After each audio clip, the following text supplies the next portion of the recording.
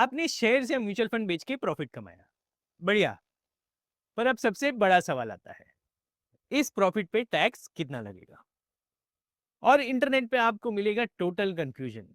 कहीं 15%, कहीं 20%, कहीं 1 लाख की छूट, कहीं 1.25 लाख। इंडेक्सेशन का कुछ आधा पूरा ना, आधा गलत। इस कंफ्यूजन को आज मैं हमेशा के लिए क्लियर कर दूंगा। असेसमेंट ईयर 26-27 की सही रेट्स, 1.25 लाख की छूट कैसे काम करती है, सिप पे टैक्स कैसे लगता है, और वो एक डेट जो आपका पूरा टैक्स बदल देती है। तो चलिए शुरू करते हैं। सबसे पहले एक ही लाइन याद रख लो, बाकी सब उसी पे टिका है। लिस्टेड शेयर्स और इक्विटी म्यूचुअल फंड के लिए जादुई आंकड़ा है 12 महीने। अगर आपने 12 महीने के अंदर बेचा, वो है short term capital gain, STCG.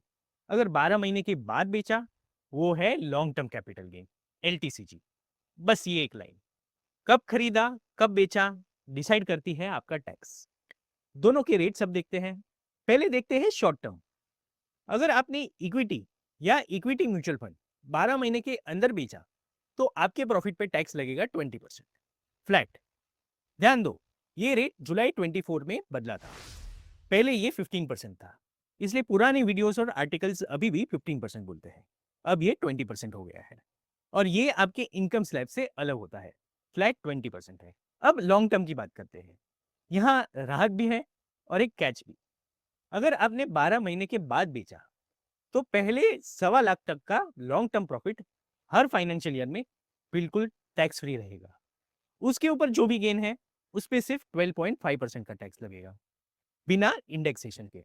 मतलब मान लो आपका लॉन्ग टर्म गेन हुआ 2 लाख, पहले 1.25 लाख टैक्स फ्री, बचे 75,000 पे 12.5%, यानी सिर्फ 9,375 का टैक्स। इतने बड़े गेन पे इतना कम टैक्स, यही इक्विटी की टैक्स एफिशिएंसी है।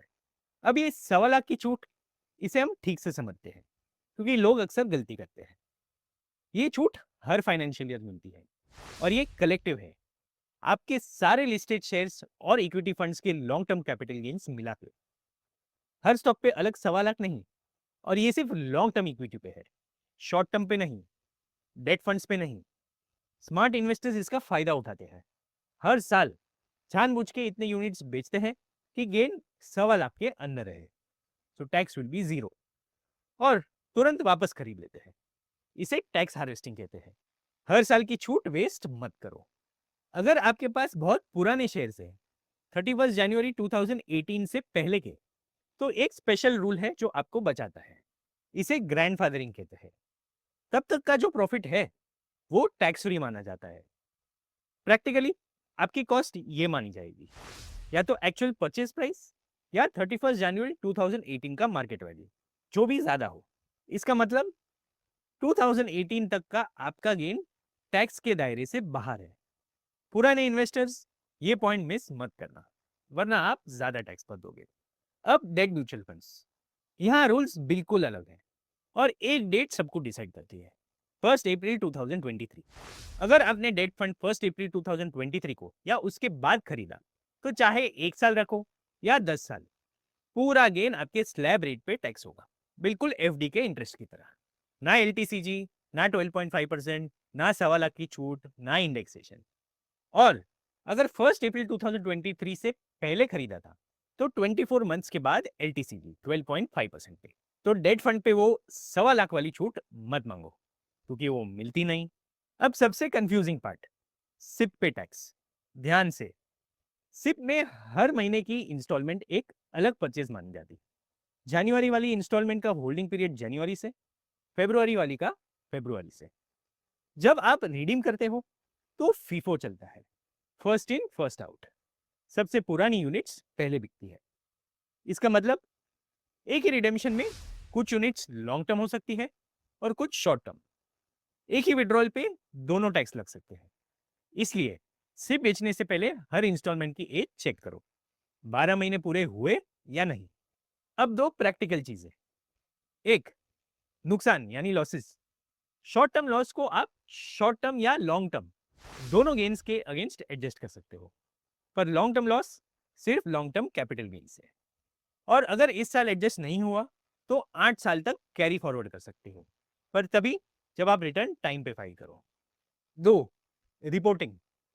कैपिटल गेन्स हो तो आप ITR 1 यूज नहीं कर सकते, ITR 2 फाइल करना पड़ेगा। उसमें कैपिटल गेन का शेड्यूल भरना पड़ेगा। अपने ब्रोकर से अपना कैपिटल गेन स्टेटमेंट लो और उसे अपने AIS से मिलाओ and ensure that there is no mismatch, else you may get a notice. 4 गलतियां। एक, शॉर्ट टर्म कैपिटल गेन को अभी भी 15% समझना, अब 20% है। 2, डेट फंड पे 1.25 लाख की छूट मांगना, मिलती नहीं। 3, हर साल की 1.25 लाख की एग्जेम्पशन को वेस्ट करना। 4, सिर्फ रिडीम करते वक्त फीफो भूल जाना। फ्रेंड्स, अगर आपको रिटर्न फाइलिंग के लिए कुछ भी हेल्प लगती है तो you can directly connect with me. मैंने मेरा ईमेल आईडी यहाँ पे दिया है, feel free to reach out to me. Friends, आपको ये वीडियो अच्छा लगा हो, पसंद आया हो, हेल्पफुल लगा हो तो do like, comment, share and subscribe to my channel.